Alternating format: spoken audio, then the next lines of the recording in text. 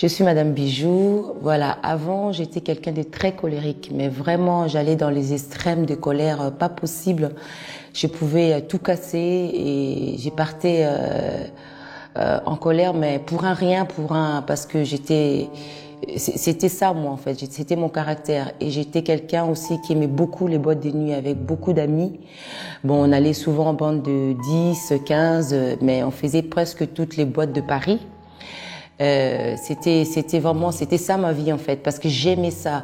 Et j'aimais ça pourquoi? Parce qu'il y avait une raison, j'ai sentais toujours un vide en moi. J'étais quelqu'un, quand j'étais avec mes amis ça allait, mais quand j'étais seule j'étais triste. Il y avait un vide qu'il fallait absolument que je le comble, ce vide.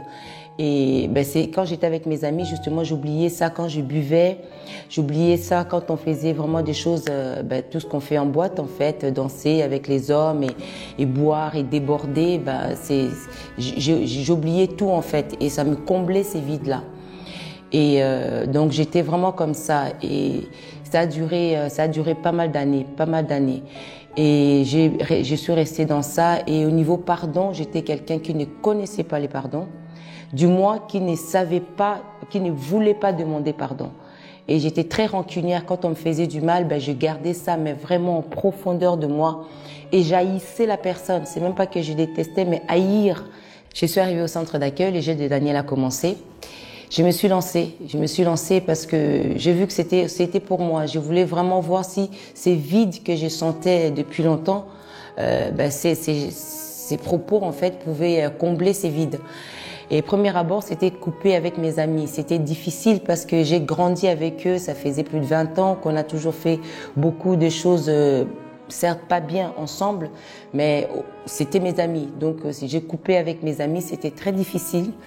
Je suis arrivée, il y a eu beaucoup de moqueries, mais j'ai passé autre parce que je voulais vraiment vivre ces gènes de Daniel. Et après, c'était la colère parce que je partais en colère pour un rien, pour un oui, ça pouvait aller très rapidement. Donc, je commençais à me maîtriser, surtout à me maîtriser, toujours dans ces gènes de Daniel concernant la colère. Et le pardon. Les pardons, c'était difficile pour moi parce que c'était particulièrement concernant mon père. Donc j'ai demandé à Dieu pendant ces jeûnes de Daniel de me casser parce que je sais que c'était l'orgueil qui était vraiment en moi de dire je ne peux pas demander pardon parce que c'est lui qui m'a fait du mal. Et là Dieu justement m'a répondu parce que j'ai eu le courage, je me suis d'abord humiliée mais j'ai eu le courage d'aller demander pardon à mon père. C'était très difficile mais je l'ai fait avec joie simplement, avec joie et justement parce que Dieu m'avait donné cette force, je l'ai fait avec joie et c'était un moment très fort.